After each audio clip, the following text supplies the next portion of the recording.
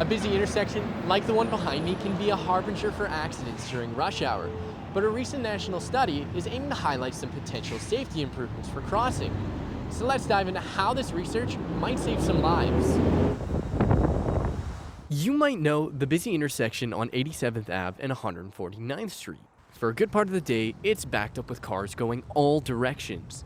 So naturally, this is a road that they used in the study.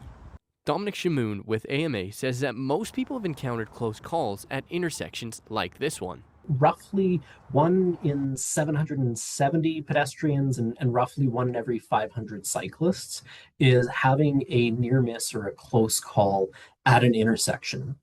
While 1 in 770 doesn't sound like much in the grand scheme of things, this study compiled data from intersections across the country. The reality is that's usually at least once a day where somebody was inches away or seconds away from being involved in a collision.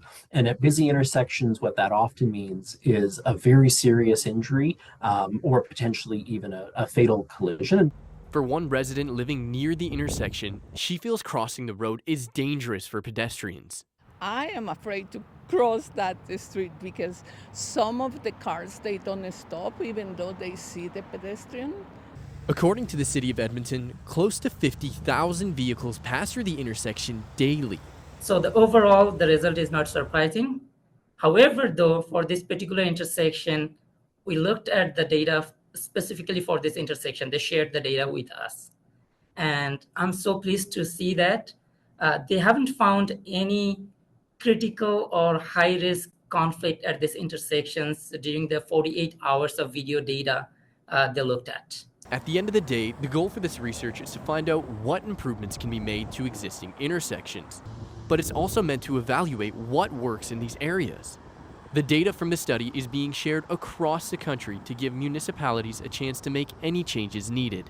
And some of them are engineering solutions, some of them do require pavement and concrete, but some of them are also traffic signal changes or simple infrastructure changes that can be made that really have the positive impact of improving road safety. Tristan, Mottershead, CBC News, Edmonton.